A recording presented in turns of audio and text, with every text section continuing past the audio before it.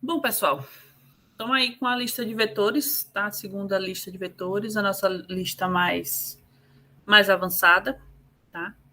Então, a ideia da nossa primeira questão aí é controlar o estoque de mercadorias de uma empresa, certo? Então, vamos controlar esse estoque de mercadorias.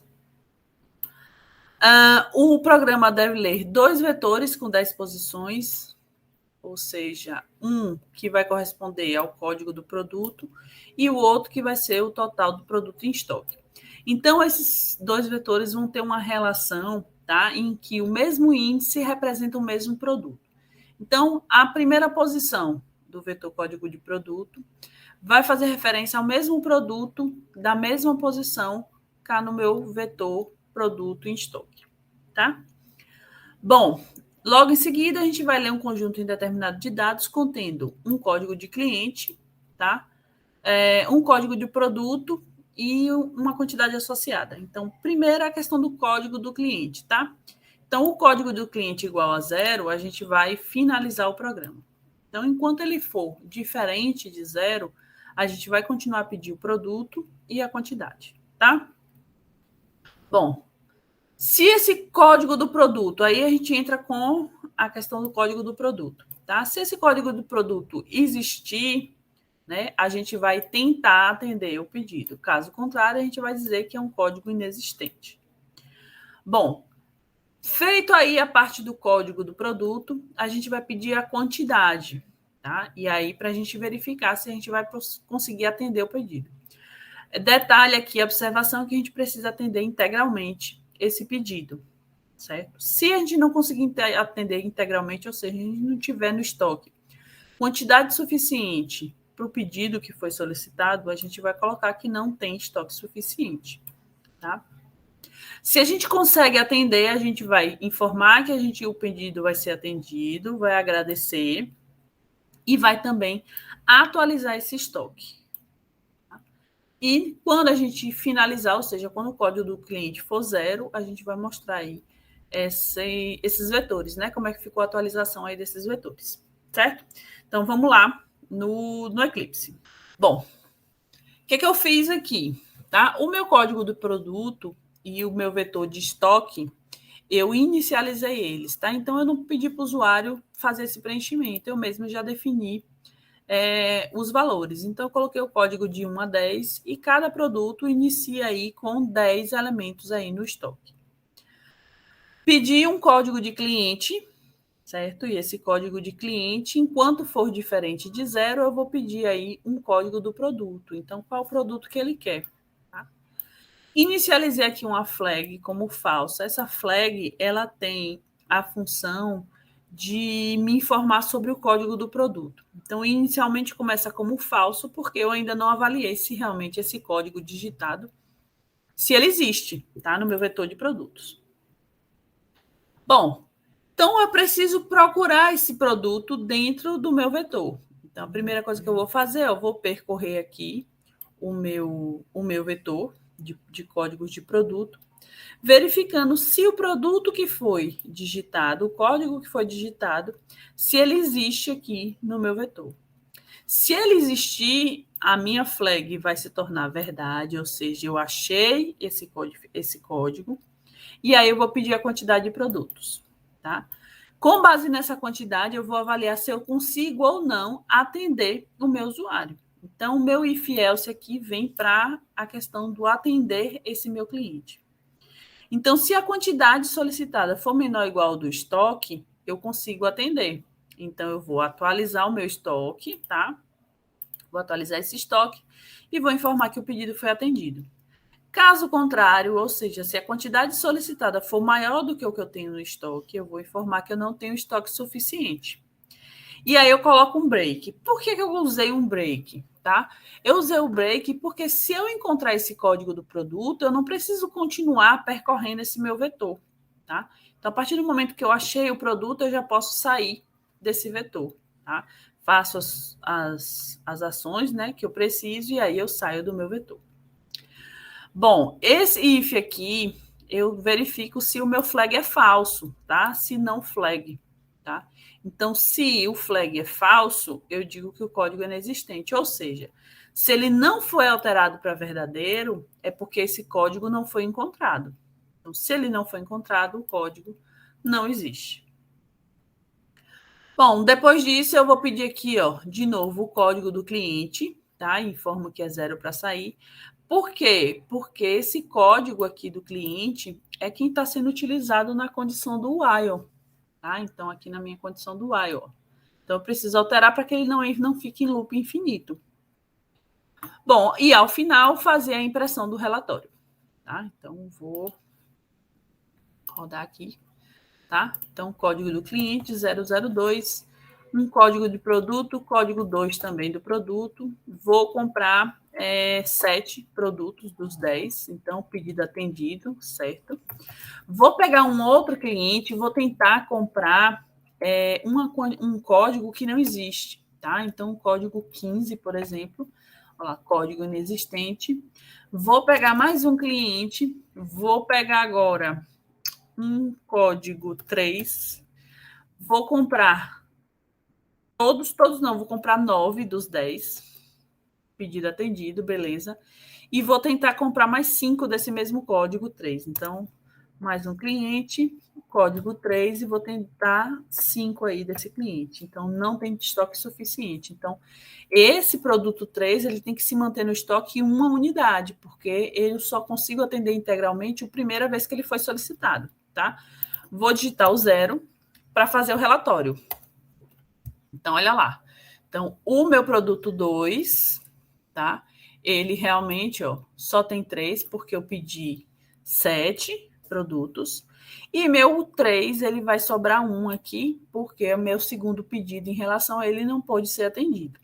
O código 15 não existe, então também não foi atendido, tá? Então, é isso aqui. Dá uma olhadinha devagarzinho nessa codificação, olha direitinho o que foi que vocês, se houve alguma dúvida, tá? Se vocês fizeram alguma coisa diferente, dá uma sinalizada para mim para que eu possa dar um retorno para vocês, tá? Bom, vamos para a segunda questão. Então, vamos lá. Segunda questão, eu tenho aí também 2 vetores, só que agora de 10 posições, e um terceiro vetor de interseção. Então, a primeira coisa que a gente definir é o tamanho desse vetor de interseção, tá? Então, o que é que pode acontecer? Que todos os elementos se repitam, tá? Os vetores sejam iguais. Então, o vetor de interseção tem que ter um tamanho máximo igual aos 2 vetores, tá? Então, tamanho 10 aí para o vetor de interseção. Bom, detalhes aqui que a gente tem que ter atenção. Ele contém apenas os números que estão nos 2 vetores. Então, tem que estar no A e no B também. E não deve conter números repetidos. Ou seja, se eu tenho lá no vetor A o número 2 aparecendo 3 vezes, e no vetor B eu tenho o número 2 aparecendo uma vez, no vetor interseção ele só pode aparecer uma vez, tá? Porque quando ele se repete, não é um número diferente, é o mesmo número, tá? Então eu só posso contabilizar ele uma vez. E no final imprimir aí os 3 vetores. Essa questão, eu acho que é a questão que ficou, é a questão mais difícil em relação à lógica aí para vocês, tá? Então, vamos prestar atenção aí. Então, aqui, segunda questão, tá? Trouxe um elemento novo para vocês, que é esse mocinho aqui, ó, o random, tá? O random é uma classe que vai gerar aí um número randômico, tá? Ele gera um número randômico, ou seja, um número aleatório, tá? Então, olha lá, cria um random number generator, tá? Então, gerador de números randômicos, beleza? Bom, como é que ele vai funcionar? Ao invés de eu fazer uma leitura de uma entrada com o scanner, eu vou usar essa variável aqui, tá? Essa RD aqui. Então, olha aqui onde que é que eu fiz. Ó. Percorri o meu vetor A cada posição, ele vai receber o que vem de quem? De random, e não do meu scanner, tá? Então, RD vai usar aqui o mesmo método que vocês utilizariam lá no scanner. Só que aqui, ó, eu posso definir um limite, tá? Um limite superior para essa numeração. Então, limite de 20. Tá? Então, ele só vai até esse número. Ele não vai utilizar uma numeração menor do que essa. Bom, então, tanto o vetor A quanto o vetor B. Tá? Os dois eu deixei para gerar automaticamente. Criei aqui, inicializei a minha controle I com o valor 0. Tá? Essa controle aqui, ela vai controlar o índice do meu vetor interseção. Tá? Então, toda vez que eu inserir um novo elemento na interseção, eu vou incrementar esse valor I de forma manual. Tá? Daqui a pouco eu mostro para vocês como seria isso. Bom, então, primeira coisa que eu tenho que fazer é verificar se o número, se o elemento lá de A, tá? Então, eu estou parado no vetor A, tá? Então, aqui, ó, esse for aqui, ó, eu estou paradinha no vetor A e vou andar o meu vetor interseção. Vou verificar se esse elemento, ele já está no meu vetor interseção. Por quê? Porque eu não posso repetir, tá? Então, eu vou verificar quantas vezes ele aparece no meu vetor interseção. Então, se acontecer algo, né, um contador igual a 0, é porque ele ainda não foi inserido no interseção, tá? Que é justamente aqui, ó. Caso ele não esteja no vetor interseção, o meu contador vai estar igual a 0. E aí eu verifico se ele deve entrar nesse vetor interseção. Como é que eu vou fazer essa verificação? Vou comparar o elemento de A, que está paradinho aqui, ó, no J de A, com a posição K de B, tá? Então, se o elemento de A é igual ao elemento em B, tá? E a minha flag é falso, Cris, e o que é essa flag? O que ela está sinalizando para a gente? Ela vai sinalizar se o elemento já foi inserido. Porque acontece o seguinte, como o exemplo que eu dei, o número 2, por exemplo, ele pode aparecer 2 vezes no vetor A, por exemplo, tá?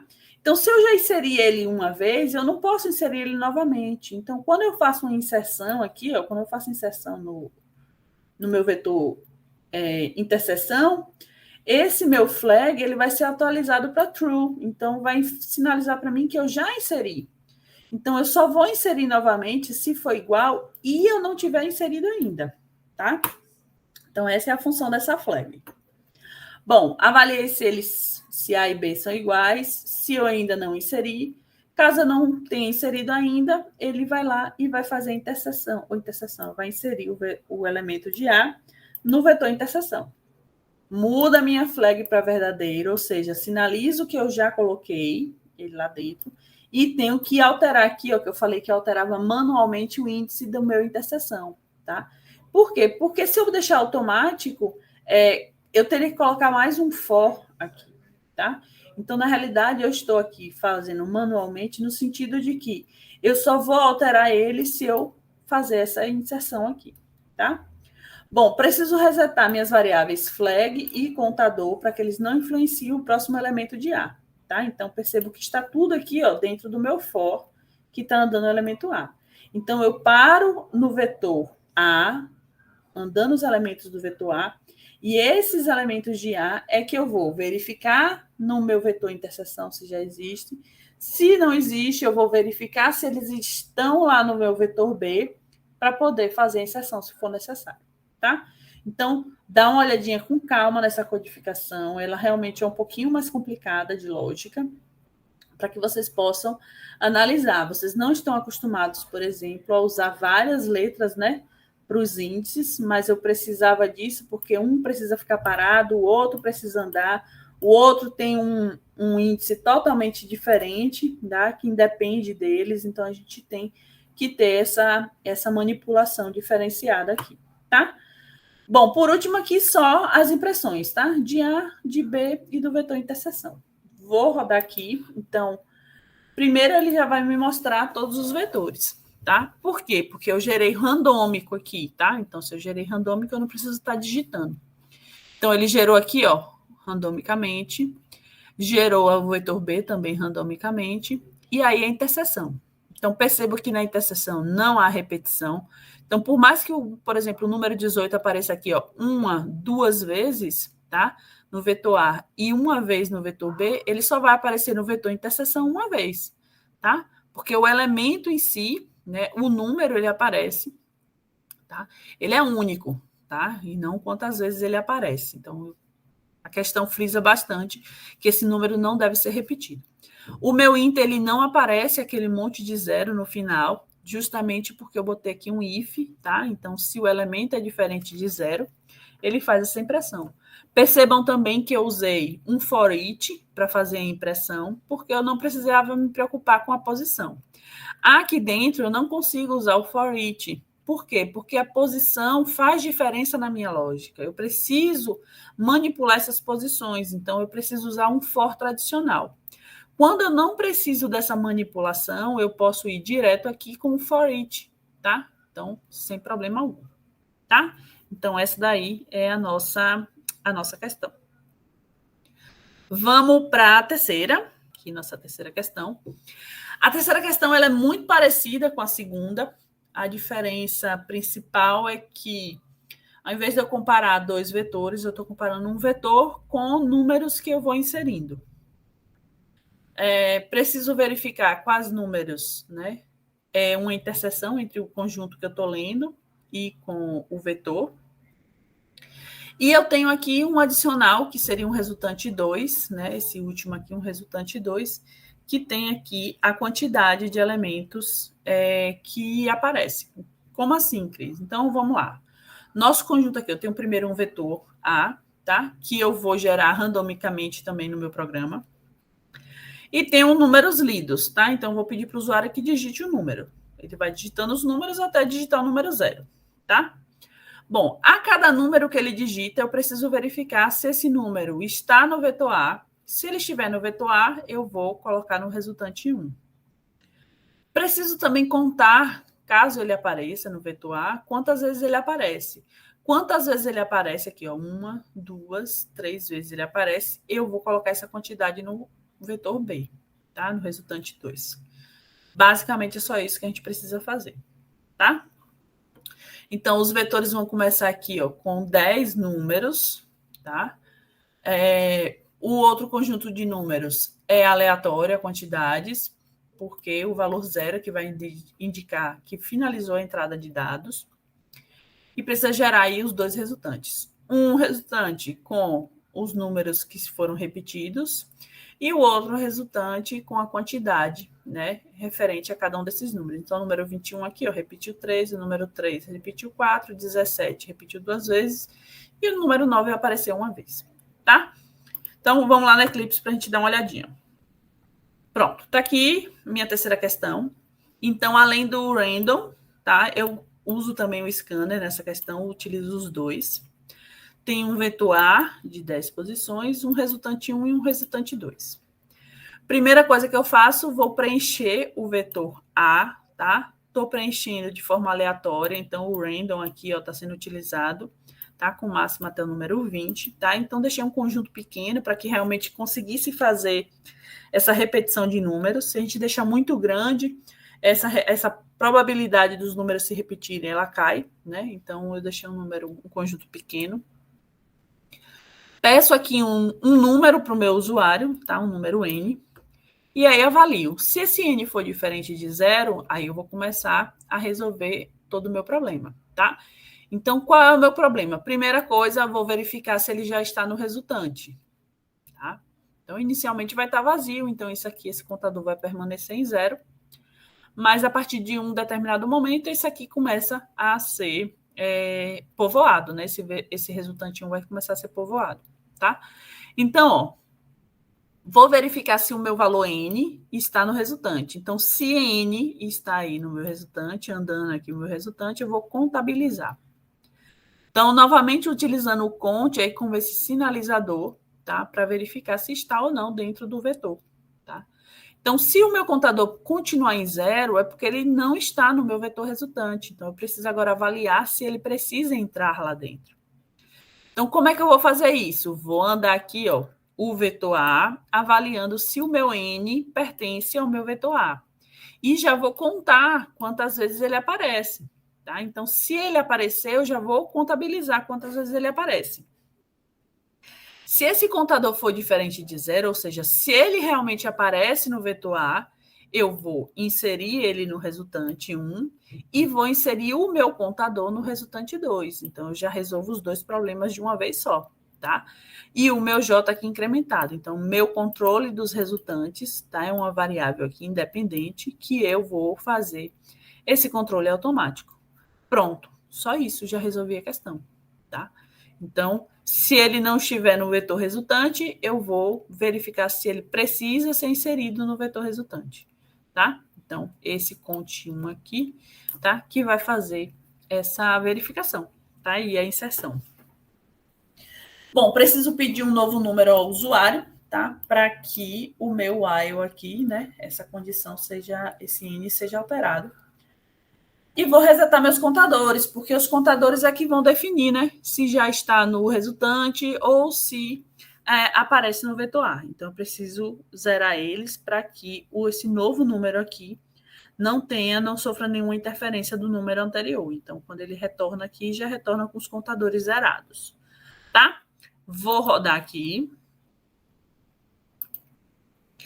Então, ó, ele não me mostra qual é o vetor que existe, tá? Ele só vai me pedindo os números. Então, vou colocar aqui alguns números: 2, 5, 6, 8, 4 e 0, por exemplo, tá? Então, ó, o que é que eu tenho aqui? O vetor que foi gerado automaticamente foi esse daqui. Quais são os números que se repetem? Os que eu digitei que estão no vetor A. Então, o número 2 não existe. O número 5 existe aqui uma vez. O número 6 existe também, ó, uma vez. O número 8 ele aparece duas vezes.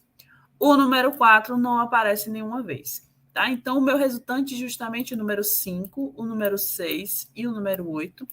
Todos eles aparecem nesse meu vetor resultante. Tá? E aí, no resultante 2, ele vai mostrar quantas vezes cada um deles aparece. Então, o número 5 aparece uma vez, o número 6 aparece uma e o número 8 aparece duas. Lembrem que ele vai aparecer aqui no resultante, não na ordem que ele aparece no A, mas sim na ordem que ele aparece aqui, tá? Deixa eu fazer um último teste que eu nem cheguei a fazer aqui. Se eu repetir aqui, o que acontece? Tá, pronto, então tá ok. Pensei que ia furar meu algoritmo, mas não furou não. Então, ó, o número 2, tá? Ele aparece mais de uma vez? Não aparece. O 5 também não apareceu. O 6 apareceu uma vez só. O número 2 novamente não apareceu. O número 1 apareceu uma vez e o número 4 apareceu duas vezes. Tá? Ok.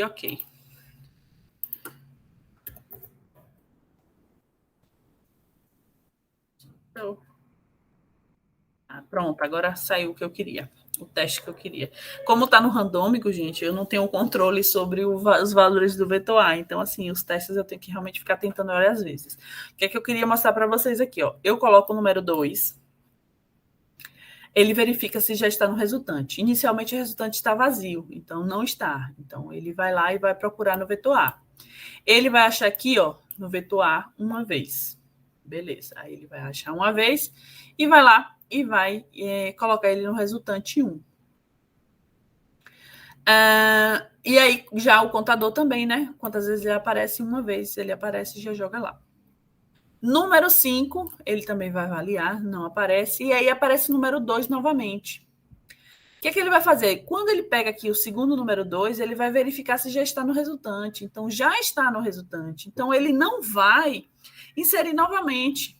Porque o meu contador, se o contador for igual a 0, o meu contador aqui já vai estar em 1. Então, ele não vai. Então, ele garante para mim que mesmo que eu digite o mesmo número outras vezes aqui, ele não vai entrar novamente aqui no meu vetor resultante, tá?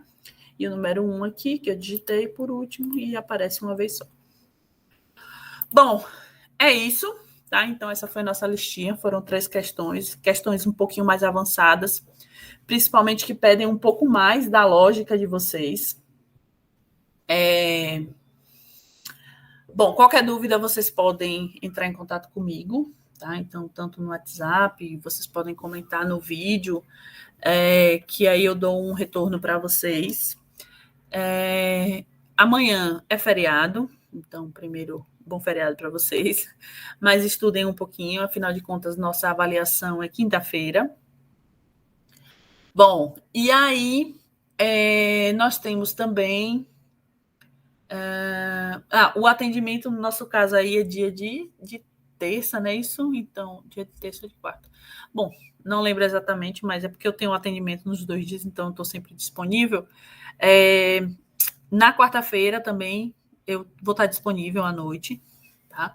Para quem necessitar, precisar de um atendimento remoto aqui, a gente também pode fazer um atendimento remoto e sanar as dúvidas.